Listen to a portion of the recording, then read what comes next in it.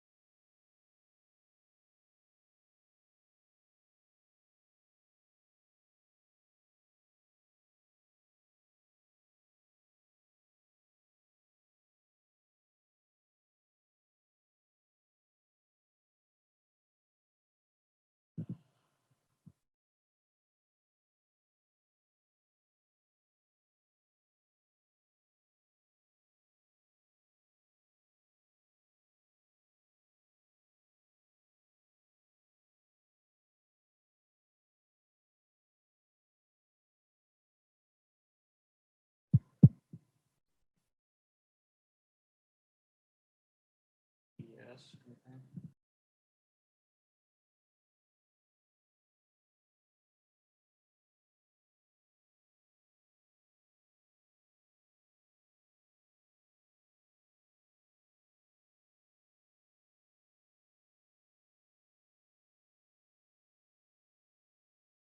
Okay, just.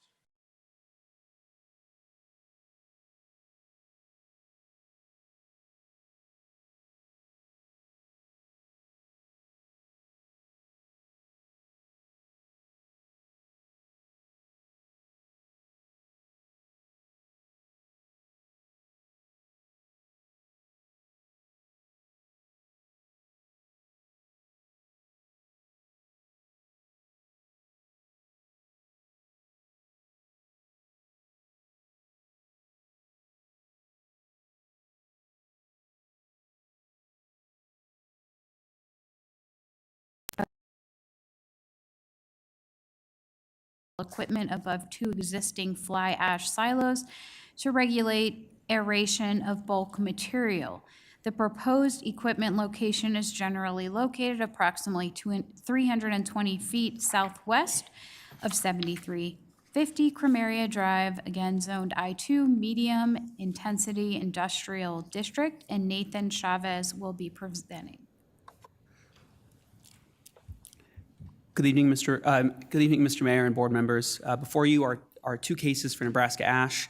This presentation will first cover a summary of both cases, then I will focus exclusively on each case.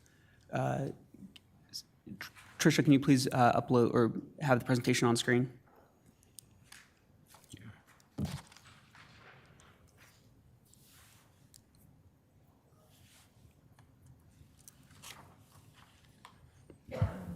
So the applicant, Nebraska Fly Ash, is currently applying for use by permit for the proposed expansion of the fly ash storage and distribution land use, as well as a height exception to increase the height of the existing bucket elevator and associated equipment from 50 feet to 72 feet in height. The subject silos were constructed in 1992 for fly ash, and staff has determined the use to currently be a legal non-conforming use. So the current silos and associated equipment exist on an elongated 22-acre I-2 medium-intensity industrial zone parcel owned by the BNSF Railroad.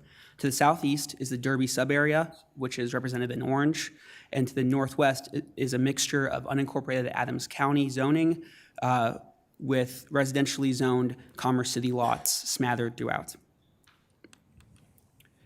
So this is an aerial taken on March 19th of this year. Currently, trains use this railroad spur to deposit fly ash into the silos, and this is located on the northwest side of the silos. And then trucks enter the property through Cremeria Drive, and the fly ash is then deposited into these trucks along the southeast side of the silos. And for geographical reference, El Jardín is this red roof building right here. So these are photos showing the existing silos from Highway 2 in various locations along Cremeria Drive.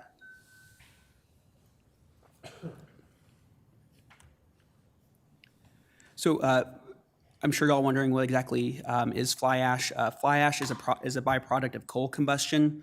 On its own, fly ash has no real benefit. However, when mixed with other materials, fly ash can form cement, strengthens concrete, and can act as a filler for products such as paints, adhesives, and metal and plastic composites. This has led to an increase in the use of fly ash in construction-related materials over the decades. Historically, fly ash was stored outside and caused environmental concerns. However, due to this increase in usage of fly ash in different construction materials, this use has led to a net decrease in energy use and greenhouse gases. So this is a photo, I guess in a slide showing the existing conditions. You can see the two 500-ton storage silos. This loadout silo is what distributes the fly ash from the silos into the trucks.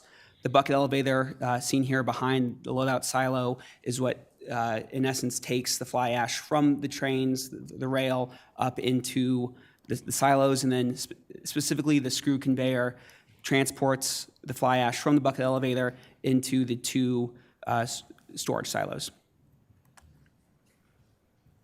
And again, this is a similar,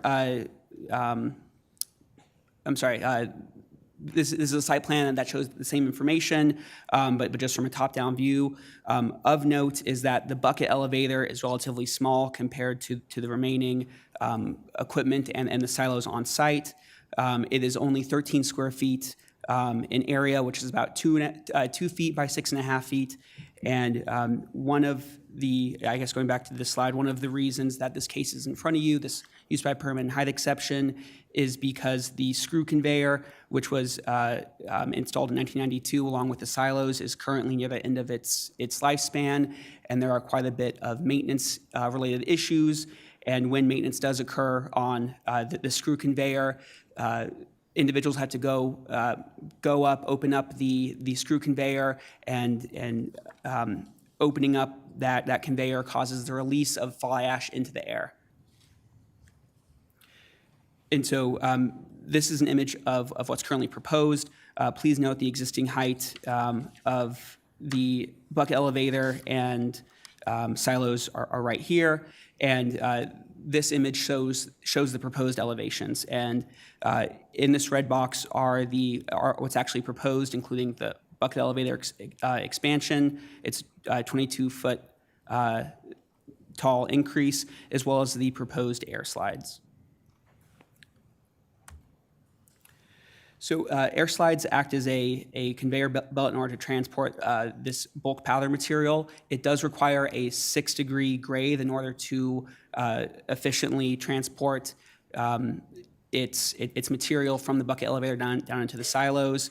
And what is interesting about this air slide equipment is it's a completely closed off system, and not much maintenance is required because it uses air and there aren't many moving parts. And there is this fabric tongue, if you will, that runs down the entire length of the air slide equipment, and that fabric tongue helps move the powder material down the air slide.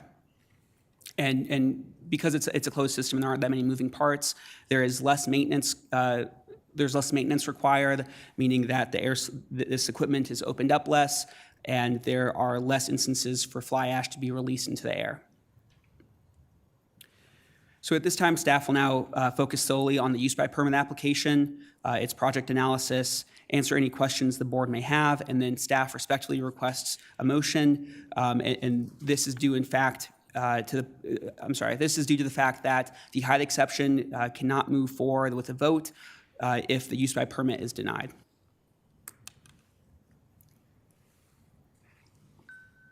So during the review process, staff has found that the existing operations meet the I-2 zoning bulk standards.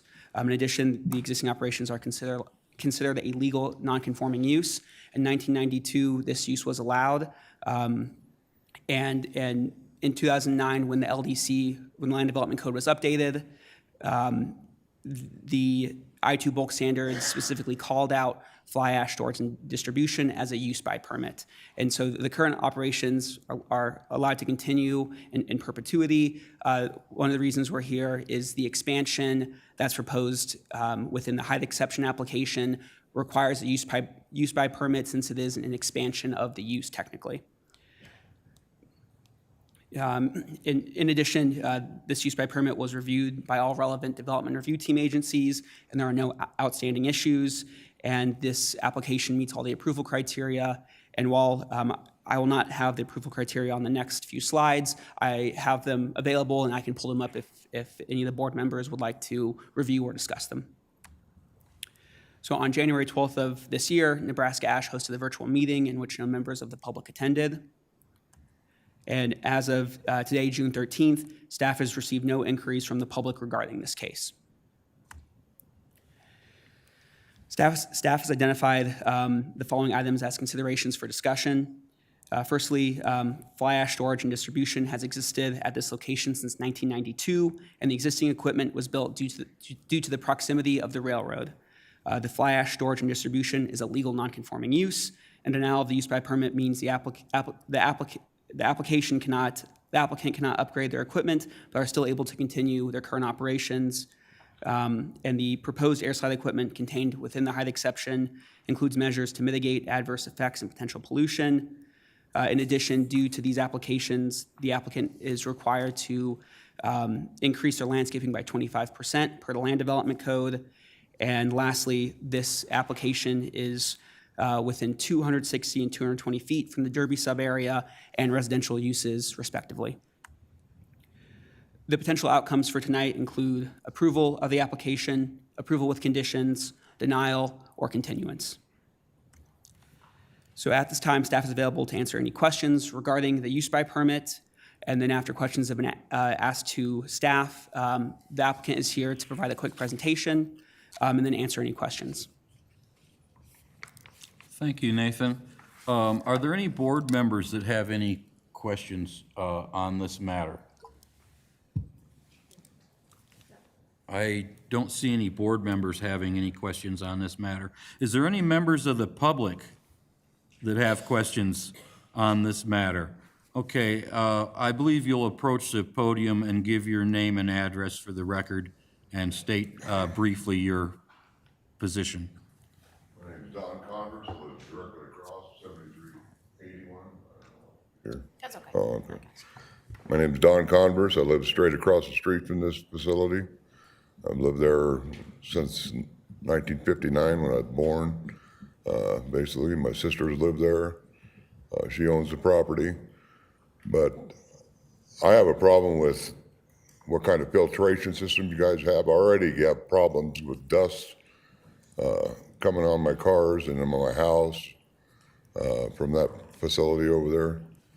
I live at 7381 Camaria Drive, which is directly across from it, catty corner.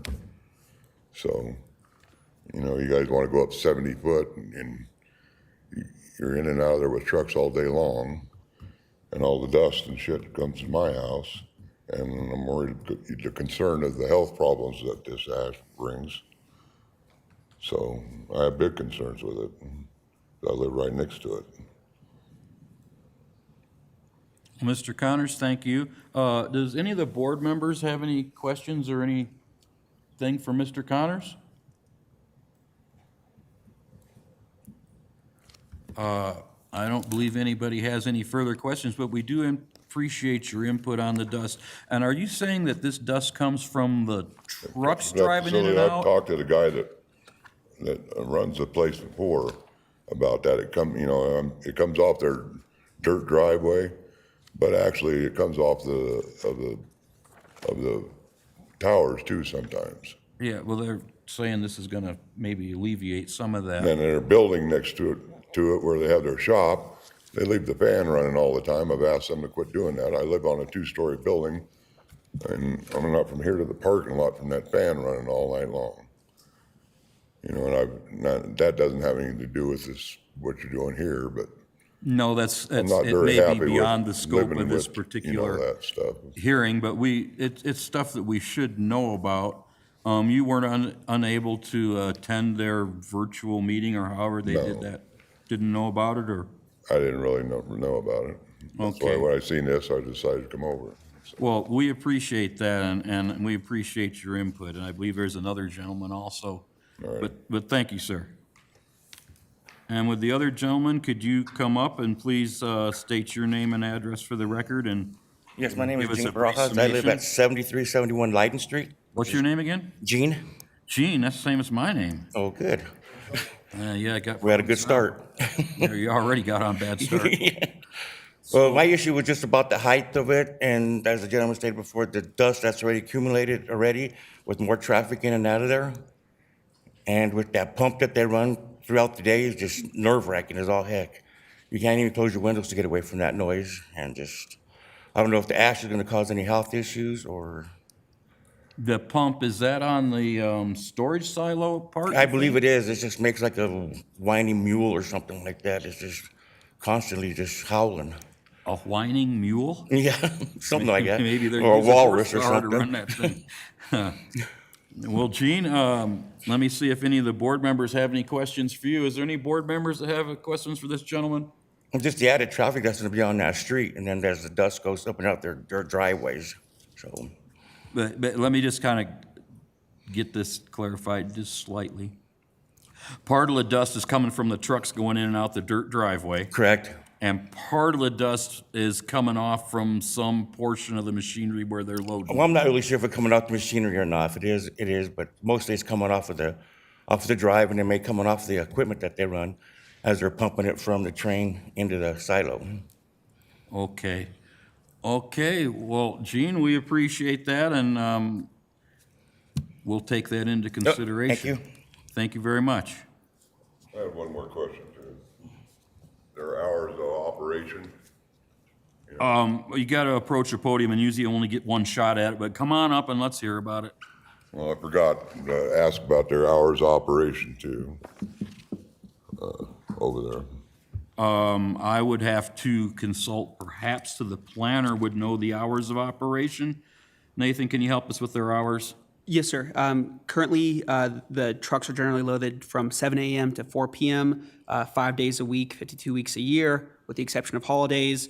And according to the applicant's narrative, there are 6 to 12 trucks a day during the 5 days a week that enter the site.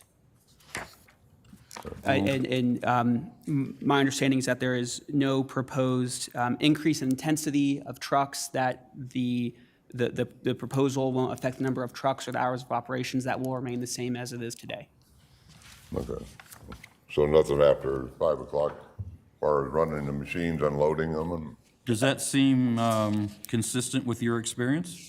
well, sometimes they'll run late, but a lot of times they shut down at 5, 6 o'clock, but, Well, if they're halfway in the middle of loading a truck, they don't want to quit right then and start up. well, I in the morning. understand that, but I don't want 7, 8 o'clock at night listening. Yeah, I don't blame you there. I know about them truck noises. All right, thank All you. right, all right, Don, thank you very much. Chair, apologies if I missed this, but I'm not sure if you asked the applicant.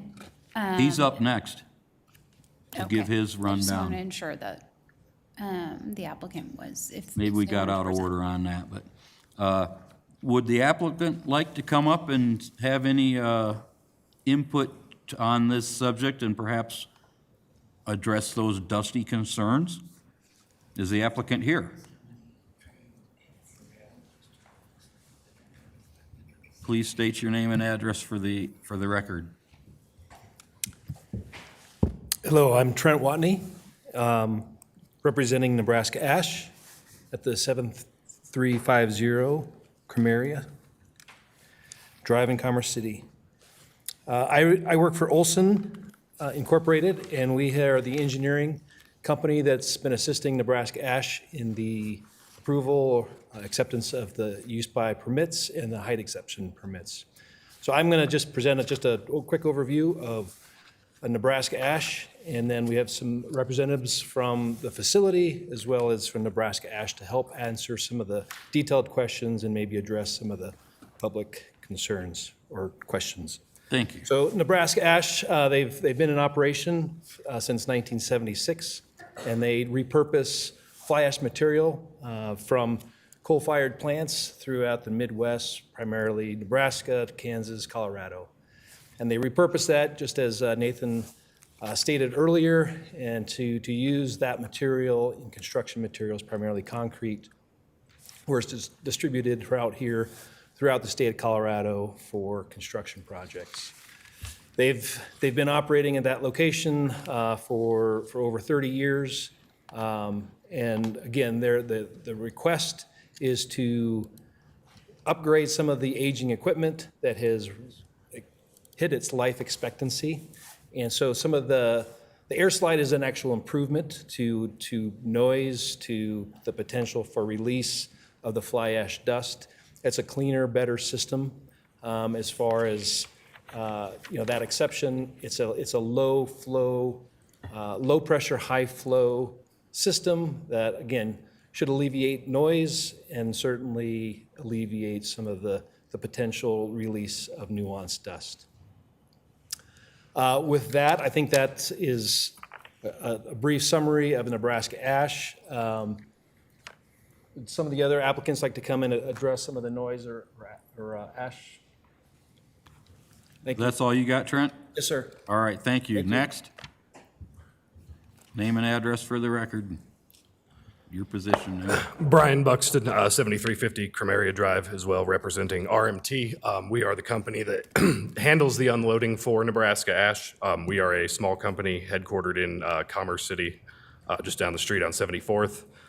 Been in business 27 years, been operating this specific site since the early 2000s.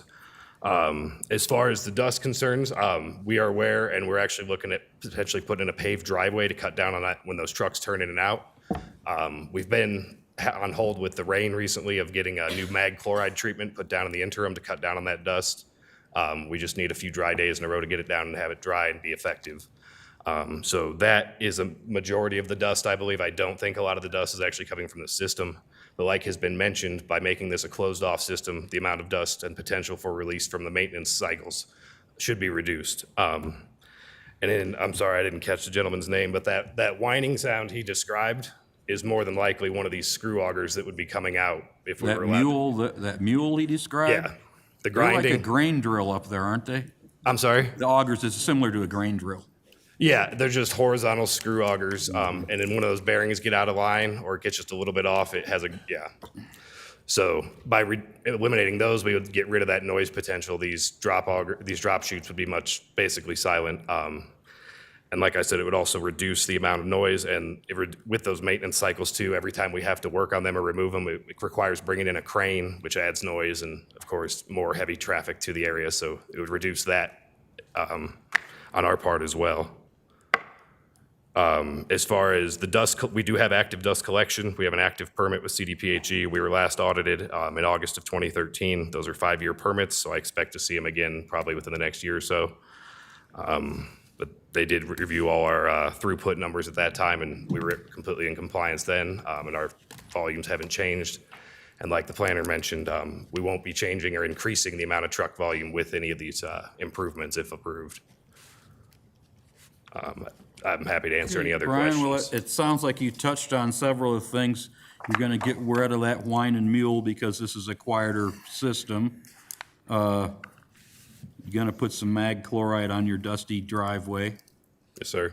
And have they ever, sometimes on the construction sites, you'll see those little short dust fence around the perimeter. You might think about maybe looking into that. I don't know if it's really effective for your situation. Yeah, absolutely. I think that turnout is the biggest area, so I think that's the. And sometimes you just see they got about 18 inches high just along the Yeah, kinda like a little fences there. Maybe that would help. Yeah, absolutely. Let me see if any of the other board members have any questions for Brian. Anybody? We've got oh, wait a minute, I'm going over here. Everybody's got questions for you. We'll start ladies hope I'm ready. first. Joanne, Thank you. Just wondering if there are any known risks should this, what sounds like an upgrade, are not implemented? And would that cause any potential issues for the neighbors that live in the area? If we do not make these improvements and continue on operating as we are, it's just the continued, like it was mentioned, being at the end of the life cycle, we're going to have more and more maintenance required, more opening of that system. And when we open it, there's not a great way to control the dust being released from that. And with this new system being closed off and requiring much less, that would be the big benefit that we would lose out on. Mr. Huesman, sir. Thank you. You said that you have a permit on file with CDPHE, and the last time you were audited was 2013? No, August of 2020. August of 2020, okay. Yes, sir. Thank you. I did see one of the requirements is that you have to install 25% more landscaping. Looking at the photos that have been provided, as well as documentation off of a well-known search engine's map program, looks like your landscaping is a little bit dilapidated. Yeah, it's going to include rehabbing a lot of that whole tree line along Cremeria Drive there. There's some dead trees that will get removed in that process, and a lot of new ones will be replacing them. Why hasn't that been done before? Just probably a lack of priority. Why? I don't have a great answer for you. I will make sure we prioritize it going forward. Have you submitted a plan for the landscaping to the city as part of this process? Yes, we have. Do we have that plan? Mr. Mayor, we do, and it is in the packet. I'm not sure what page, but I can find that for you. One moment, please.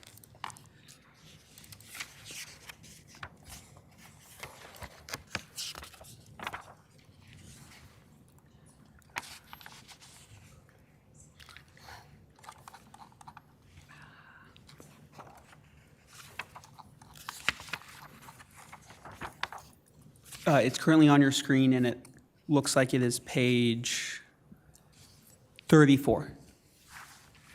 Nathan, could you back up to that one that shows their current landscaping?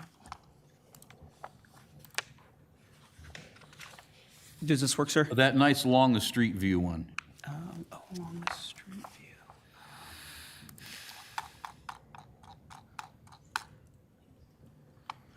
There you go, there you go. That one right there on the top.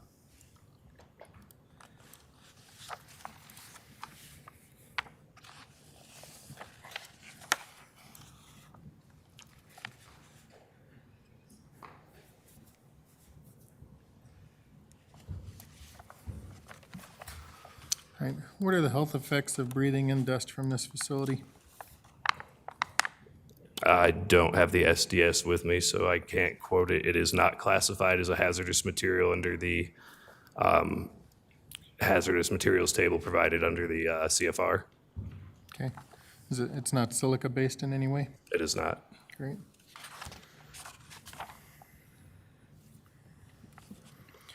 You have 100% dirt on the thing? You don't have any pavement or anything? It is not a paved facility, no. What's that?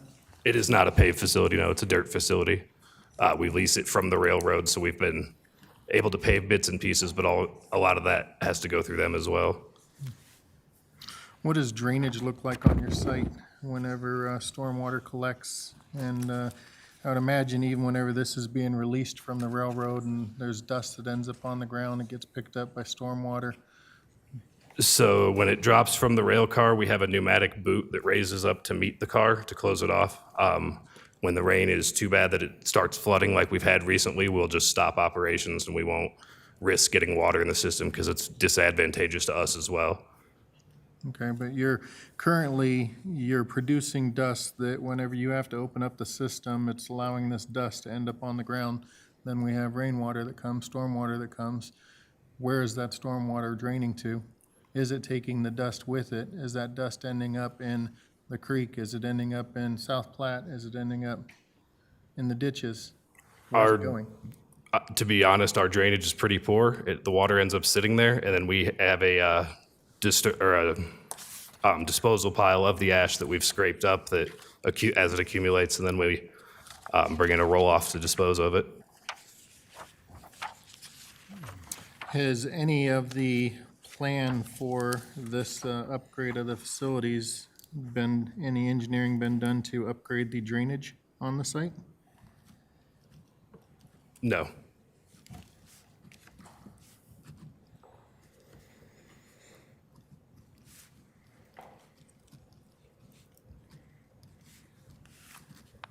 Thank you. I'd like to ask Mr. Chavez, has Dr. Russo reviewed this plan? Dr. Russo has not reviewed this plan.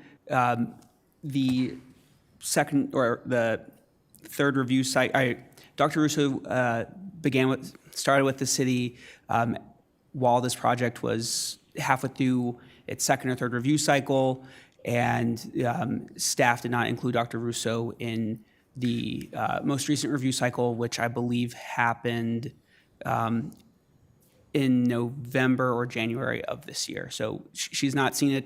There has been non-formal communication and discussion regarding this case, and the only the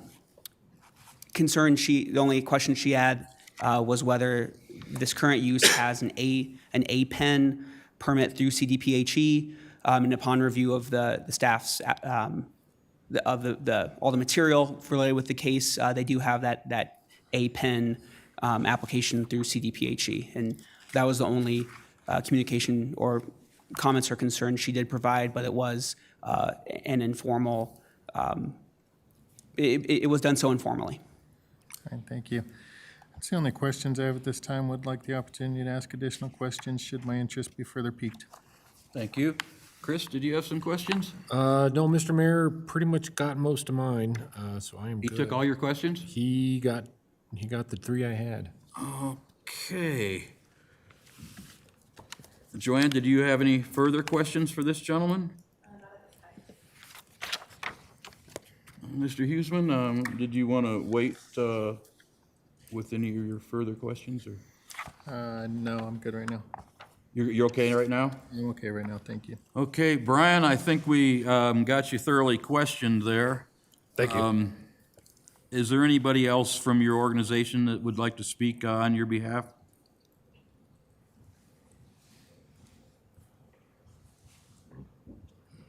Name and address and your position. I'm Dale Kissling with Nebraska Ash Company. I'm actually from Lincoln, Nebraska. And we'd like to improve the facility, and some of the things that's been brought to our attention, we would make every effort to do so. Do you guys have any questions for me? Are there any board members that have any questions for Dale? Joanne? Mr. Huesman? No, sir. Chris? Dale, I think you got off without any questions, pretty much. I would like to say that I can appreciate on a leased or rented facility, you're limited with what improvements that you can make without, going through the proper channels, the railroad. Who knows how impossible that is, but it's something you probably should be thinking of.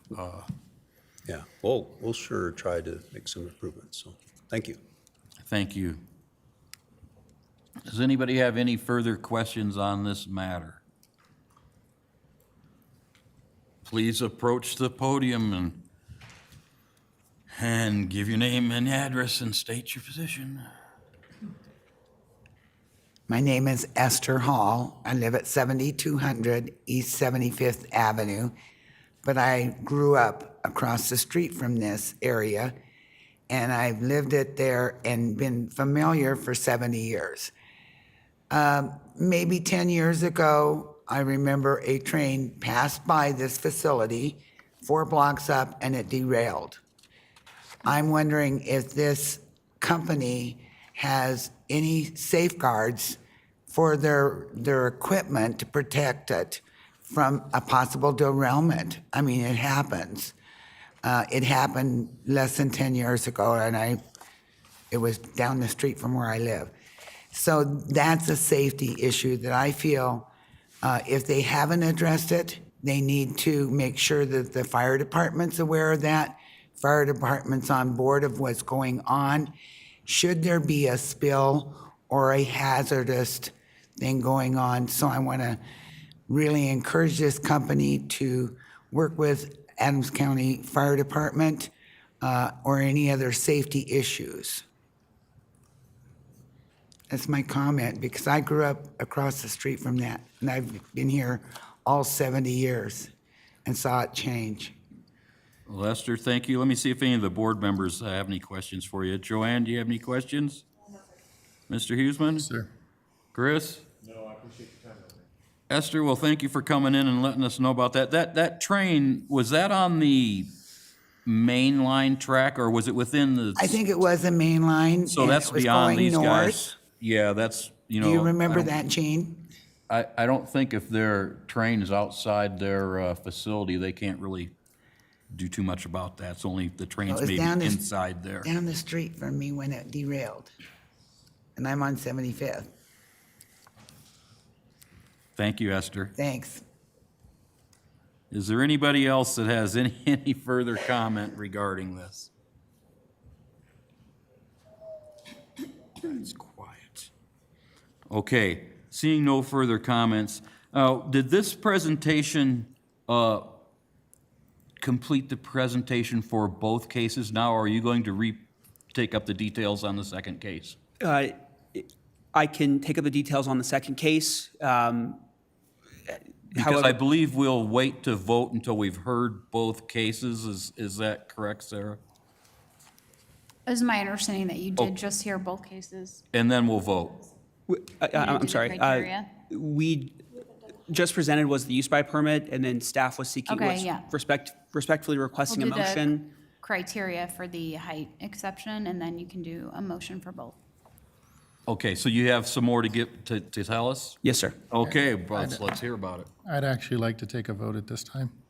Pardon? I'd actually like to take a vote at this time, which would impact the need for a Well, second. we won't have to hear the second half if the first one doesn't go. Thank you. Okay, apparently, my understanding was we would hear both cases, but to Mr. Huesman's point, if the first case would happen to fail, we don't need to hear the second part. So that's a little off what we'd had. So let's go to the potential motions. Can I just make the motion and save you the time? Yes, you can. Great. Mr. Huesman, please. Thank you. I move that the Board of Adjustment continue the public hearing of the requested use by permit for the property located approximately 320 feet southwest of 7350 Cramaria Drive containing case A-1769-023 to the August 2023 Board of Adjustment meeting, in which time would give an opportunity for Dr. Russo to review this permit request and provide a formal recommendation based on her expertise and her position within the city, as well as give the opportunity for the applicant to provide some updates on what other improvements they can do on the site to improve the general appearance, the general upkeep, and the general maintenance that needs to take place. Okay, I have a motion. Do I have a second on that motion? Second. Okay, I have a motion and a second to have a continuance on the first case. I'd like to call for the vote on that.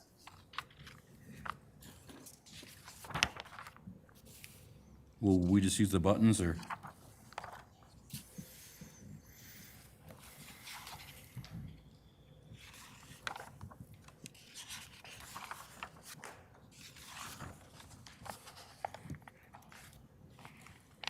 Okay, it appears that we have everybody in agreement that this case will be continued on to a time in the future. I'd like to make another motion, if you don't mind, Mr. Chair. Well, please. All right. Move that the Board of Adjustment continue the public hearing of the requested height exception for the property located approximately 320 feet southwest of 7350 Cramaria Drive containing case A-1755-H-23 to the August 23 Board of Adjustment meeting, which will give the board an opportunity to vote on the use by right prior to taking up the issue of the height exception. Mayor, can I just check, is there a meeting on August 23rd? August 2023, not August 23rd. Oh, sorry. Okay, because it's the second Tuesday of the month, just. You know, it was a late night last night. Somebody kept us up way too late in the executive session. Okay. Busted. So I have a motion. Can I get a second on that? I second. Okay, I have a motion and a second to continue as well the second case with Nebraska Ash to a future time. Can we get a vote on that?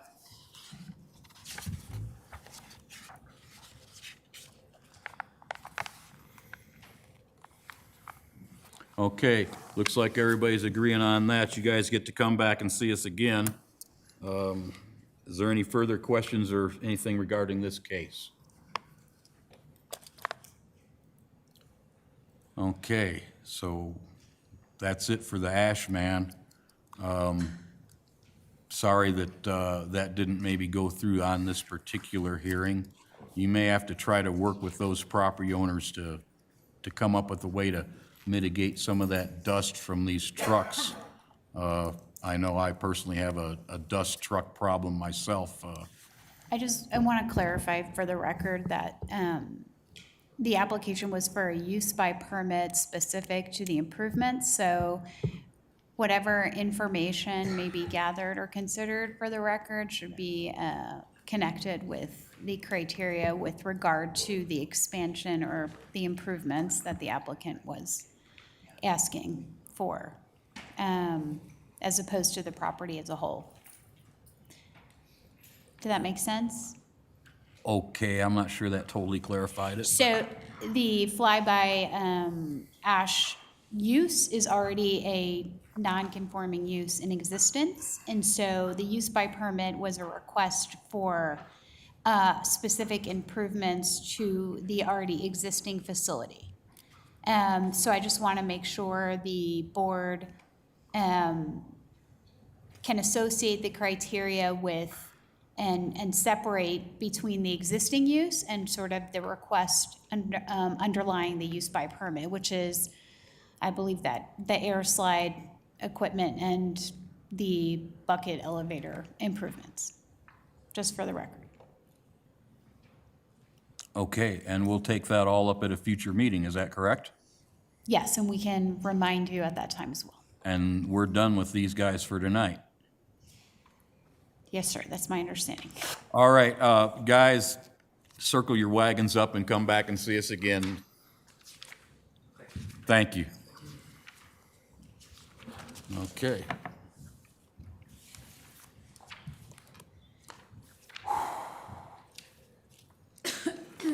Could the deputy attorney please announce the next case? Okay, this is case number A-1766-U-23, that's Galloway and Company, Inc. On behalf of King Soopers is requesting a use by permit for a fuel station to be located generally at the southwest corner of East 62nd Avenue and Parkway Drive. The subject property is approximately .56 acres in size and zone general commercial district, that's C2. And we have Matt Kowalski presenting for the first time for you all. Welcome, Matt. Thank you. Good evening, board members and mayor. The case I'll be presenting tonight, as mentioned, is for King Soopers Fuel Station for a use by permit, case number A-1766-U23. So this applicant's request is they are proposing a fuel station to accompany the King Soopers grocery store at the Commerce City Plaza Shopping Center. A use by permit is required in order to allow fuel sales as a permitted use in C2 zoning. The zoning is C2, which is General Commercial District. Some history on this case that's important to note. Actually, so there were two cases related to this approved in 2017 and 2018 respectively, one for a use by permit for a King Soopers fuel station and the other for a development plan for that same King Soopers fuel station. Both of these were fully approved, and the use by permit was approved in 2017 by the BOA. It had a 5-0 approval, and the development plan was approved administratively several months later in 2018. So the reason the applicant is here today requesting these again is that the fuel station did not end up being built. And so per our code, there is a 2-year lapse period, which requires them to come before you again for the use by permit. And to staff for an administrative approval of the development plan. So you're hearing the use by permit case tonight. Along with this is a related development plan case, D342-1823, which is currently under review, and after the decision of the use by permit, the development plan could be approved administratively. So you'll see on your screen the vicinity map. So this is located in Commerce City Plaza Shopping Center.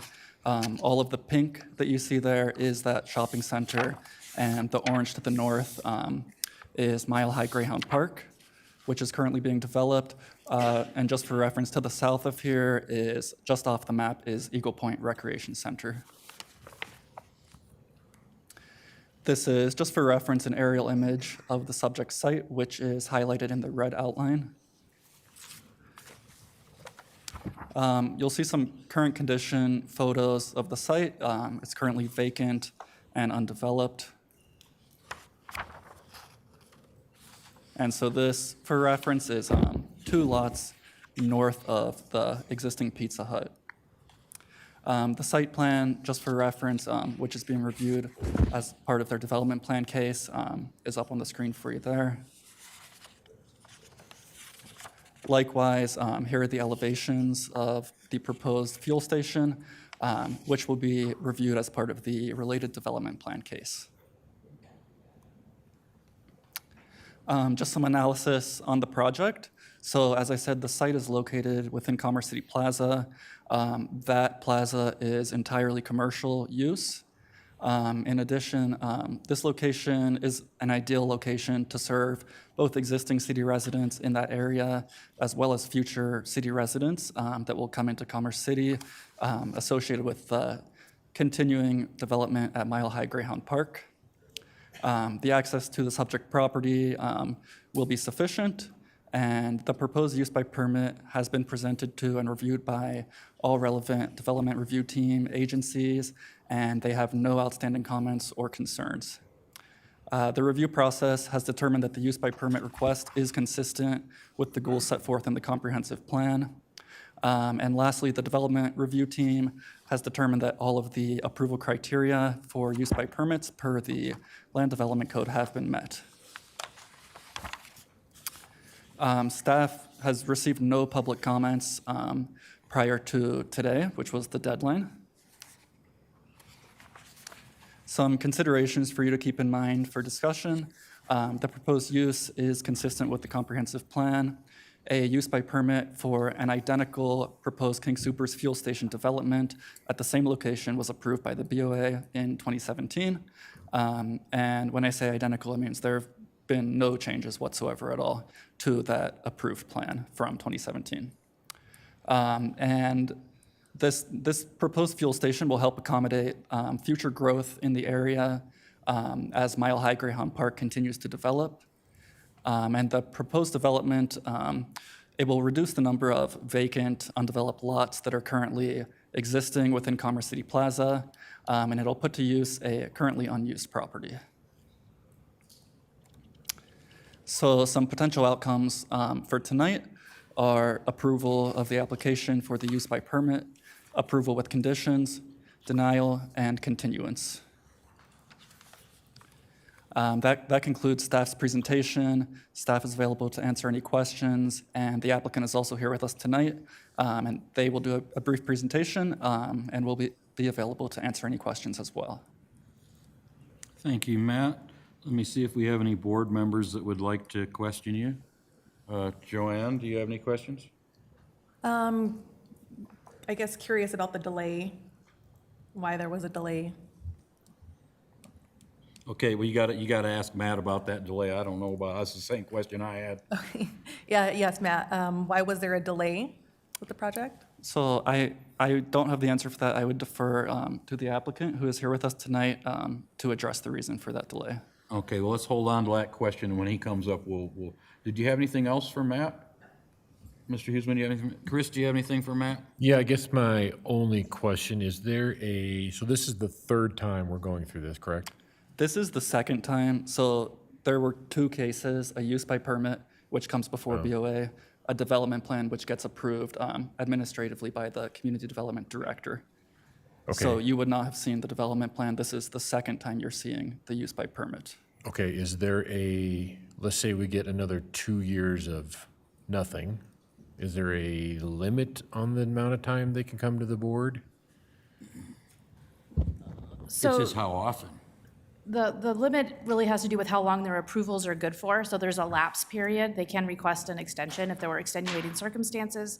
But no, after the lapse, they could come back before you to ask again in 2 years or 5 years or 7 years or. Okay, all right, okay. Hopefully, we won't do it that many times. Right. I just wanted to make sure we're not going to be doing this every 2 years and there's only a limit of 3 times you get to ask or something. No, there's no limit. All right, thank you.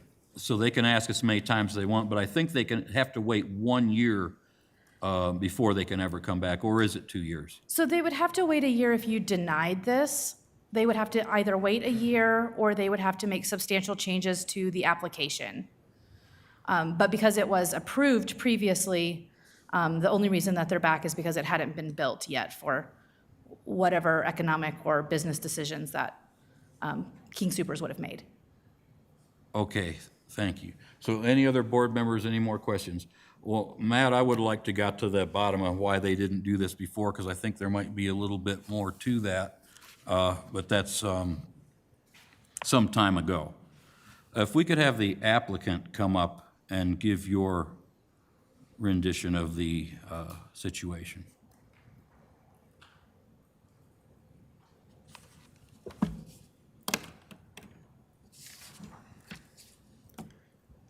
All right, we've got a little slideshow here. Nate Abbott, I'm with Galloway and Company. We're the planning, architecture, and engineering firm representing King Soopers. Your name again? Nate Abbott. Thank you, With Nate. Galloway and Company, we're a planning, architecture, and engineering firm representing King Soopers. Address 5500 Greenwood Plaza Boulevard, Greenwood Village, Colorado 80111. So, Mr. Mayor, members of the board, thank you so much for allowing us the opportunity to come back before you. Thanks to Matt and planning staff. They've been great to work with, so we appreciate it.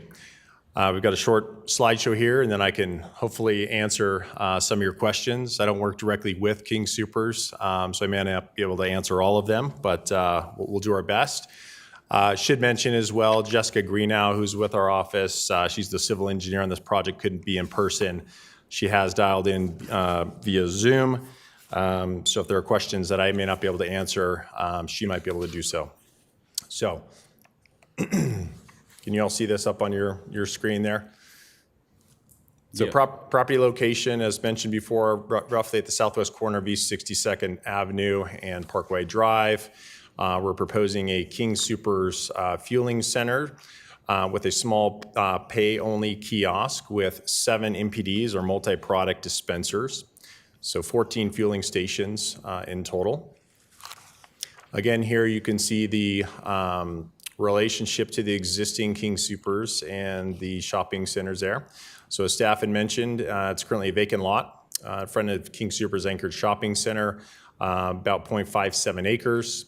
And as previously mentioned, this was approved, the development plan administratively, as well as the use by permits 2017 and 2018. It was platted during that time frame, so it currently sits on Lot 2 of the Parkway subdivision. Here's kind of a general overview of the site plan. We've got a full set of drawings into staff for review. This is just the selected site plan that you see here, and I don't know if there's a pointer on this or not.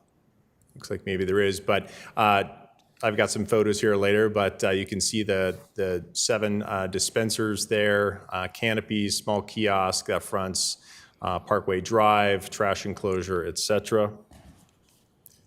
Here's a bit of a close-up here, showing how some of the fuel trucks will circulate through the site to drop off fuel at that southeast corner of the subject site.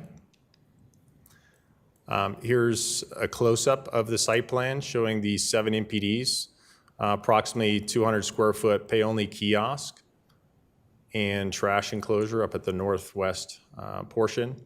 Landscape improvements along Parkway Drive and internal to the site. In addition to that, we're improving the drainage there to drain into the existing facility, kind of on the upper screen there, as you can see, as well as potentially adding a right-in, right-out access off of Parkway Drive to help with the circulation here internal to the site. This here is a black and white rendition of the elevation, red and platinum color scheme, similar to other King Soopers branded fueling facilities. Upgraded elevations with a split face CMU block base and a brick veneer to match the adjacent King Superstore on the columns, kiosk, and trash enclosure. So this here is a similar fueling facility as part of the King Soopers Marketplace located off 104th and Chambers. This has 9 multi-product dispensers, so 2 more than what we're proposing, but generally the look and feel will be similar to what is being proposed here. I think the main difference is going to be the cost of fuel at $2.23 a gallon. I don't think we'll see that here at this location, but some of the mitigation efforts that we're working through with staff as part of the development plan. Lighting, they're cognizant of their lighting. Everything will be downcast, full cutoff LEDs. There's a photometric plan that's currently under review that reflects that. Landscaping will be upgraded along Parkway Drive. Most deliveries, that's generally a question we get. All fuel deliveries generally occur between the hours of 8 and 5 p.m. It's kind of an on-call basis. As the fuel levels drop in the tanks, they're automatically dispatched. Drainage, as I had mentioned, drainage will be improved on the site, captured and routed to the regional detention pond that's currently on the site at the far northeast corner. And then fueling, King Soopers takes pride in their fueling systems, and many of the fueling components exceed the safety standards required by code. There's a state permit application that's required of them, which we'll be working through on the site. And then in addition, they have all of their staff on site as well as their truck drivers that are trained in spill prevention and cleanup measures as well. So with that, again, thank you so much. And if there are any questions, happy to answer. Okay, Nate, well, we thank you for that additional information. Are there any board members that have any questions? Joanne, do you have any questions for Nate? The delay. Delay, so I wasn't involved on the initial go-around, but as I understand it, I mean, my assumption would be that there just weren't enough rooftops or, housing in the general area to warrant the construction of this facility. So I think with the Mile High Greyhound station redevelopment, it seems a lot more feasible. So obviously my goal is to not be here in front of you all in the next year or two. So our goal is to get this approved and constructed. Okay, anything more, Joanne? Mr. Huseman, sir? No questions. Chris, do you have anything for Nate? Not at this time. Well, Nate, I wanted to ask you about a couple things. That little diagram where you bring those fuel trucks in, has anybody actually successfully navigated that with a fuel truck? I just did it in a car. Yeah, Barely. we actually have a truck turning program that we use in CAD to ensure that we can get the trucks in and out of there. So a computer said it would work. Yeah. And So- that's generally pretty conservative. It just seems like that it's a little dangerous bringing that fuel truck all the way through that lot around that big circle there. Seems that's bound to sooner or later have a problem. But if the computer says it's okay, I suppose that probably makes it okay. Nate, I wanted to ask another thing. On the criterias, your operation can't have any undue adverse effect on adjacent properties. So there's 2 lots to the west of you there. Yeah, if they bring that, maybe you can get that one, which shows the breakdown of the lots. Anyways, you got 2 lots to the west of you who in the past have been denied access to Parkway Avenue. A gentleman wanted to put a project on that lot. and he was unable to deal with Pizza Hut to get access to the lot. He was unable to deal with King Soopers to get access to the lot, and the city said he couldn't have access on Parkway Avenue. So how will that property owner not be affected by this?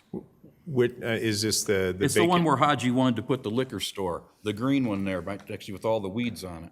Oh, okay, gotcha. This, So he's here. become somewhat landlocked. Will you allow access on that property through your entering roadway? It looks like a big wall on there. no, that's just a curb cut there. So we are proposing a right-in, right-out access off of Parkway. I got that. I don't fully understand. I don't know if that's under the same current ownership that owns the rest of the shopping center. Yeah, I didn't have time to get that quite figured out. It did not Yeah. used to be.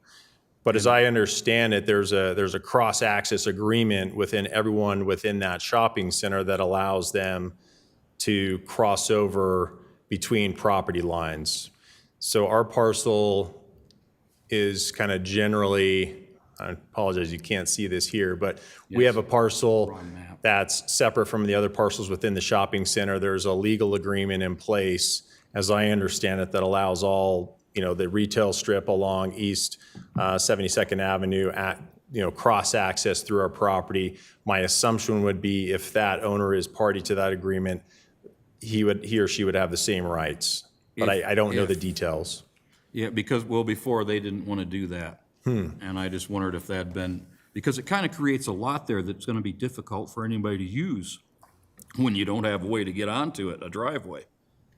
So I didn't know if that had been hashed out, if they're going to be able to use your access road for that lot on the west side of you there. Yeah, I don't know the answer to that. I would say if they're party to that legal agreement, then yes, but I don't have the answer for that. Mr. Chairman? Yes. I believe the applicant's engineer raised her hand. She might be hoping to answer your question as well. She Oh, is thank you. Available via Well, Zoom. that'll get him off the hook. Should we bring her up here?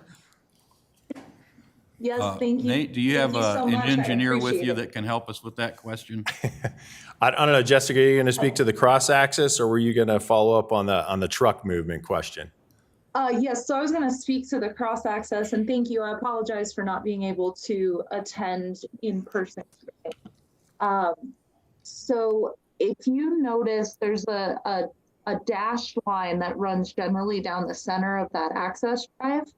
So that is the property line between the two properties. So that new access drive will actually be shared between both properties. I believe we will either have in the covenants of the shopping center, like Nate was mentioning, it's either going to be in those covenants and agreements, just general cross access, or an actual dedicated easement covering that access. I don't think we've determined which way we're going with that yet. And I believe Matt may be able to speak to as well. There is, I believe, an application going through on that property right now that contemplates using this access point. Okay, yeah, because we don't want to have a landlocked lot there that, nobody can get. Oh, certainly. No, I understand the concern. Thank you, Jess. Okay, and she going to talk about truck drivers, if the gas tankers, they're going to make those corners? I don't know, Jess, did you run the truck movements there? Absolutely. So the software that we use, vehicle tracking, it actually models everything about the truck that King Soopers uses for fuel deliveries, down to the axle spacing, wheel width, well widths, all of that stuff. And we actually apply a factor of safety of 2 on those turning radii. So we don't anticipate any issues. Anytime we've been able to get a truck driven through with this software, we've not seen any issues in the field, especially when we have as much, extra clearance as we do here. We definitely have a few extra feet beyond where that truck turn is coming through as well. All right, well, thank you very much. I believe Mr. Huseman has another question. Thank you. You said MPD, so you will be dispensing diesel? Jess, do we have a product mix of diesel at this Yes. facility? We do. So the 3 dispensers that are in the row closest to the sales kiosk, closest to Parkway Drive, those will be 3+1 that will dispense unleaded, mid-grade, premium, and diesel. And the front 4 will just be 3+0 unleaded, mid-grade, and premium. Okay. How are you going to, I presume that's the intention is for auto diesel only and not for trucks. So how will you prevent, or do you not intend on preventing truck traffic from coming in there to top off with diesel? Yeah, that's a good question. Jess, did you hear the question? I did. So thank you for the question. So King Soopers has never really had an issue with that, just due to how busy these fuel centers typically are and the difficulties that larger trucks would have getting in. Sometimes they will have during off hours, over evening unattended fueling hours, they might see something smaller like a very short box truck come in or a van. But typically it's just not conducive for trucks to try to pull in here. Is the canopy high enough for a box truck to come in there? It's high enough for the shorter box trucks. It's not high enough for your typical loaded semi truck, though. You don't know the footage, height of the canopy?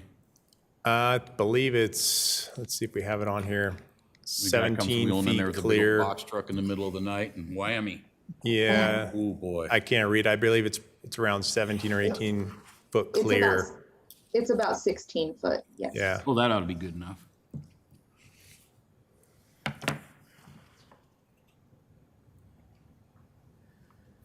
Mr. Huseman, did you have anything more there? Or? Not at this time, thank you.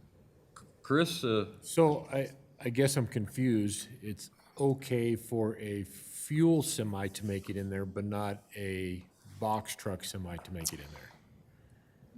I don't believe the box trucks would be able to pull up to the actual fuel dispensers. The fuel tanker trucks are dropping off at the corner of the site to the underground storage tanks, which are located right here, kind of Where's outside the canopy area. Where's the traffic pattern? Here's for the fuel tanker, they've got that one. Yeah. So here, they're coming around the canopy here, dropping off fuel. So coming in here, dropping off on the passenger side, and then back out this way.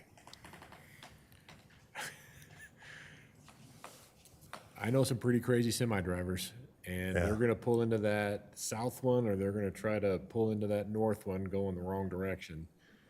So I mean, that's definitely a concern of mine, is that on one hand, we're saying it's okay for fuel trucks, but not for semi-box trucks. So I guess we kind of need to get our story straight on that one. Is the desire not to have Well, this is a box trucks? Well, not the box truck. I'm thinking some big semi coming in with. Might be a bobtail tractor size he come want to wheel in there. Could be. Use his King Supers points. Could be a cattle truck, right?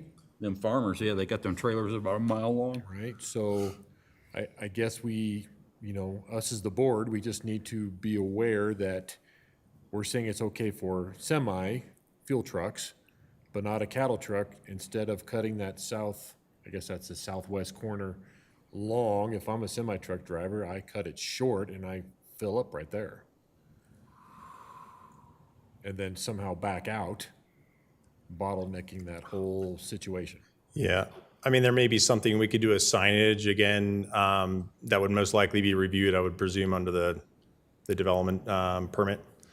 But we could look at doing something with signage there. I mean, obviously, we don't want to have someone come in to this site and not be able to get out. Right, exactly. Or backing over mom and her 3 kids. Sure. Trying to whip in there and get fuel.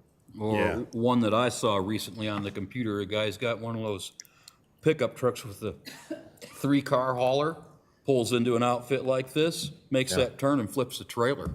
He wasn't going fast. Right. It's too sharp a turn for that rig to come in there and flip a Yeah. trailer. Well, yeah, and I'm not a truck driver, but I do have an RV trailer. And I mean, I would look hard and fast as to whether or not I would try to pull in here or pull in my trailer. So, just the visual cues coming off of Parkway Drive. We hope that professionals with CDLs are kind of well-versed in that, where they can go and where they can't. And, you know, my assumption is that they probably have some sort of commercial, you know, fueling card that they would want to use elsewhere, not a King Soopers kind of retail fuel center card. That's not the intent. They sell retail fuel to King Soopers customers. It's not meant to be, you know, over the road, you know, not a high-speed truck diesel truck stops. Yeah, it's a smaller retail fueling center, so. Yeah, I guess I'm just looking at that trash enclosure. Maybe we can widen that out, or I don't know. I mean. Yeah, and those are all Potato, things we can potato. work through, and we use, you know, bollards, obviously, some protective measures, signage, striping, those sorts of things, so. Nate, can we go back to the picture of the example gas station? Let's see. So, in the packet, it addressed outside storage, and I'm looking at the sample gas station here, and he's got all kinds of stuff outside there: propane tanks, pop machine, ice box, stacks of firewood, and umpteen dozen other things. Are you gonna have that there, outside? Most likely, yeah, at this station. Is that outside storage, right? I think it would, you know, I don't know what the classification would be. It's outside sales. Vending is an accessory to the kiosk. Again, it's an employee-only kiosk, but we'd like to serve customers who are looking to grab a bag of ice or some firewood, not at the store, but Will here. they be selling cigarettes and beer out of there also? Tobacco products, yes, I believe so. I don't believe they're selling any beer out of the kiosks. Okay, thank you. And Mr. Huseman? The parking lot in that area leaves a lot to be desired. So aren't you concerned that these fuel trucks pulling in there are going to create more damage to the parking area that is already not being upkept to the utmost ability that an organization such as Kroger and Fred Meyer could do? It is a concern. I drove through there, you know, on my way out here. I think it's something we need to discuss with King Soopers. It's not something that I could agree to as the planning and engineering firm, but it is something we could bring up with them and discuss to see if there's some improvements that could be made there. Again, I don't believe they own this property here. They'll be leasing it. And so it may not be their ultimate decision. Yeah, I think what most people don't understand is that this whole area here is actually part of the Urban Renewal Authority. And, you know, so the city actually has a vested interest as well in what is taking place here. And so, yeah, I'm just concerned that, you know, you bring these trucks in laden with that much fuel, they're first on the delivery, that we're just going to continue tearing up a parking lot that is already struggling to meet ends meet. Right. I don't think the parking lot was built with the intention of tractor trailers coming in there. Well, you know, they got to bring in a couple tractor trailers so that they can deliver the groceries. They got their own separate spot behind the building. They don't drive through the main parking lot. They got their own big old wide spot to pull for King Soopers to get their grocery trucks. Okay. Thank you, sir. Appreciate your time. You bet. Thank you. But I don't think this was ever designed to have fuel tankers coming into that facility. Another question that occurred to me, which is probably somewhat beyond the scope, you've made a nice right in and out driveway, but yet 2 lots down, there's another big nice driveway that's in total crap condition that's far bigger than the one you've proposed. It would be easier for people to come into there and enter your facility, not from directly in front of it, but 2 lots down, there's a huge driveway already constructed that's in very, very poor condition. So I don't understand why they want to reinvent the wheel. What this has done is just created another bunch of traffic pouring into that lot at 2 places. Potentially, well, and back to your landlocked question, you know, if we indeed are providing access to that lot, there's a benefit there to them, right? But it also helps to improve the overall circulation, so you don't have backups. We do have a traffic study that's being prepared as part of our development plan submittal that will be reviewed that contemplates this right-in, right-out access.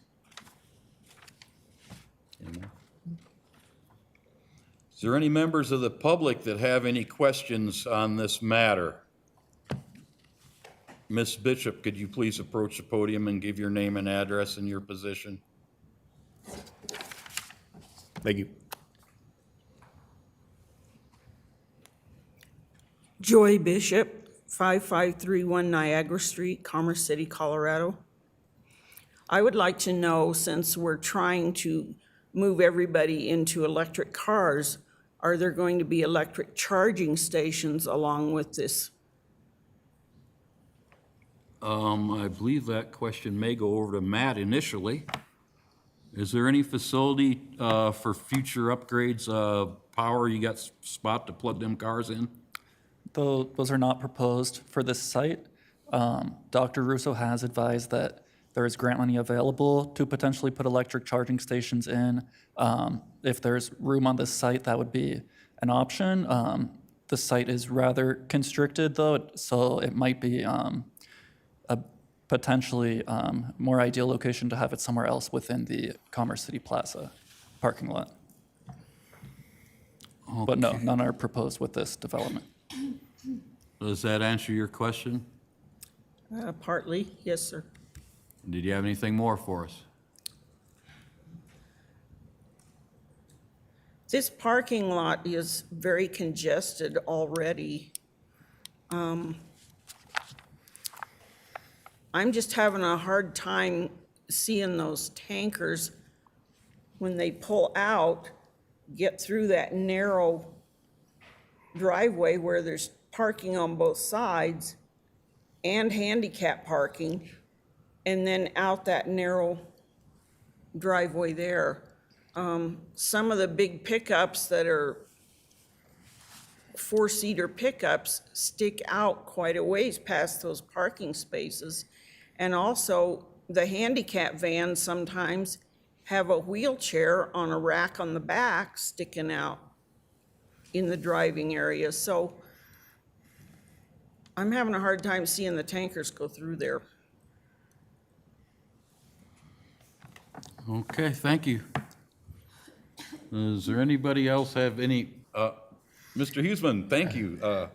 I'd just like to comment on the disappointment in the fact that not only can I not charge my electric vehicle here at the Commerce City Civic Center, but I wouldn't be able to do so while shopping for groceries at King Soopers either. Which would really be an ideal time. You're going to be in the store for You know, 20, 30 minutes. well, The car and- could be charged up when you come out. You know, just by coincidence, whenever I do actually shop at another King Soopers in our city, I actually do get to plug my vehicle in and charge it. And it is actually a very nice feature that while I'm actually doing something else, it's actually taking care of that. So I would not put that as a condition for approval, but I would love to see the organization look at a way of doing similar to what they've done at the other station that they are modeling here. And that actually is not right next to the station, it's off to the side of the building, but since you're doing one, you might as well do both, and so that you can appease everybody. And you can actually be ahead of the city of Commerce City, which doesn't provide the ability to charge.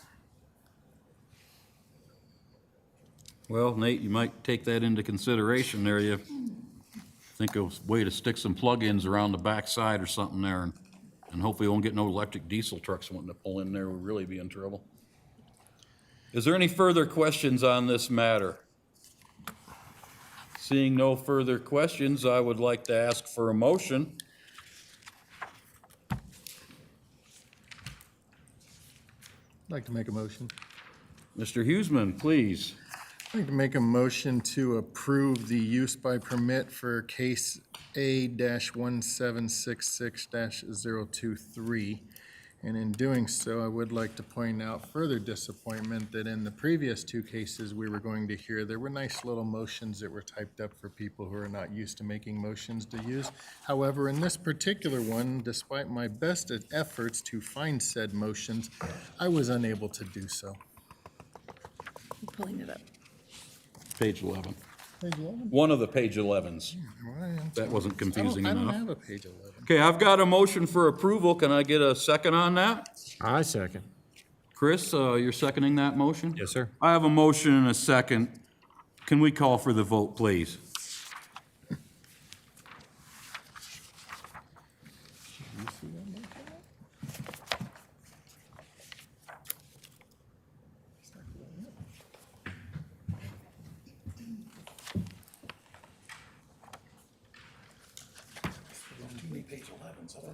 That's the wrong case. It's the right number. No, it's not.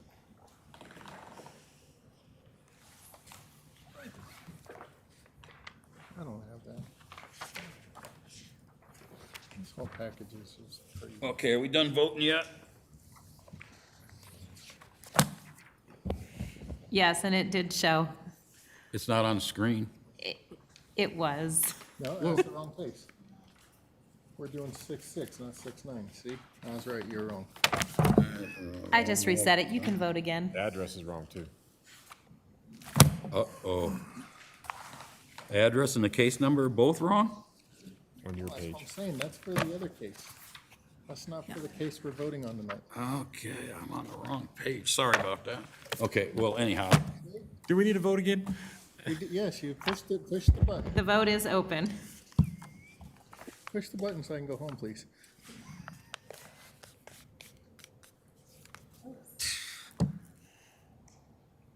Who didn't, and the chair didn't vote. Yes, I did vote 2 times. See the screen right there? I Says saw 4 yeses in the Not last. voted. Yeah, well, let's try it one more time. We got another. Tricia, what was the vote? I saw Okay, see all my 4 finger? votes on the last It's time. going to the You button. don't- It's pushing the button. Doesn't the first one count? I don't know. I put the same button every time. How about them nuggets? Go Nuggies. See, now it's working right. Thank the Lord.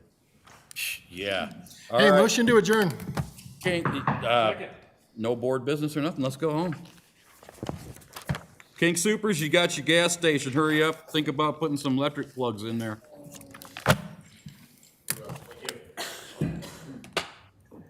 You better train them truck drivers too, because they're never gonna make that turnout. Is that an offer? I can't do it.